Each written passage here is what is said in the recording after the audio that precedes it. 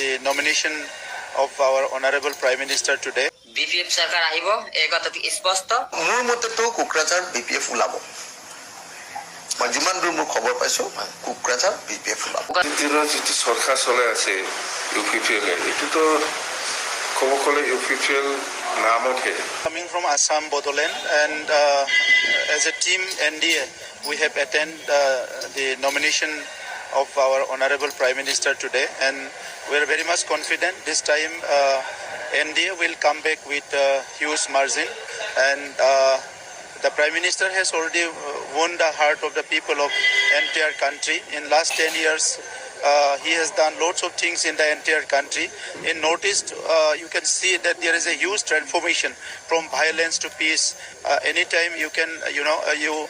heard about Northeast that all the time violence, killings, and so many uncertainty was there. But in last 10 years, Northeast become totally peaceful, and also the other part of the country. And development is taking place like anything in last 10 years in the Northeast. So people are very happy, and we are also happy, and we are happy both sides as a citizen also as part of the NDA also. So we are here today to wish our honorable prime minister. আমাৰ হাগ্ৰামা মহিলা ডাঙৰীয়া খাম্বা বৰকাৰী যি প্ৰাৰ্থী আছিলে নাংগলত একমাত্ৰ খাম্বা বৰকাৰী vote দিয়াৰ কাৰণটো হৈছে পৰমদৰু বা বিটিসি যিখিনি অন্যায় অত্যাচাৰ কৰিছে তাৰ কাৰণে পৰমদৰুক মুখখিনি চাই নাংগলক ভোটখিনি দিছে একমাত্ৰ পৰমদৰুৰ কাৰণে বিটিসি দিছে কাৰণ বিটিসি মানুহক যিখিনি কাম কৰিছে যিখিনি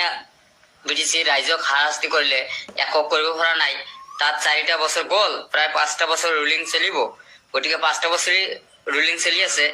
পৰমদৰুৰ শাসনত কি কৰিছে কি কৰা নাই অনলি বিটিসি বিক্ৰী কৰিছে সব কিছুতে বিক্ৰী কৰিলে কৰাৰ পিছত কিছুমান এছেম্বলিটো অলপ ডিজাইন কৰিছে তেওঁলোকে এনেকুৱা এজন চিবে বস্তুমানে যিখিনি সামগ্ৰী আছিল সেইখিনি হাগ্ৰামাৰ সামগ্ৰী তেওঁলোকে বিক্ৰী কৰি দি তেওঁ নতুন মানে নিজৰ পইচা সেই পইচা যদি ৰাস্তা ঘাটত কৰিব পাৰিলে হয় ৰাইজে নিশ্চয় তেওঁ সুযোগ এবাৰ কৰি দিলা হয় গতিকে তেওঁলোকে পৰমদৰুক এবাৰহে সুযোগ কৰি দিছিলে গতিকে দ্বিতীয়বাৰ আৰু 2025 চনত BPF सरकार আহিব এই কথাটো স্পষ্ট পৰমদৰু ইতিমধ্যে আউট কোৱা হৈছে আৰু আউট হ'বই এই কথাটো স্পষ্ট যোৱা 3টা বছৰৰ UPPL আৰু বিজেপি চৰকাৰৰ নেতৃত্ব যে চৰকাৰ সেই চৰকাৰখনে কৰা কাম আৰু তেওঁলোকৰ যিখিনি শাসন ব্যৱস্থা তেওঁলোকৰ যিখিনি নেতৃত্ব সেইটো যদি চোৱা যায় তেওঁলোকে একেবাৰে অপৰিপক্ক ৰাজনৈতিকভাৱে হওক বা তেনেকৈ প্ৰশাসনৰ ক্ষেত্ৰতে হওক একেবাৰে অপৰিপক্ক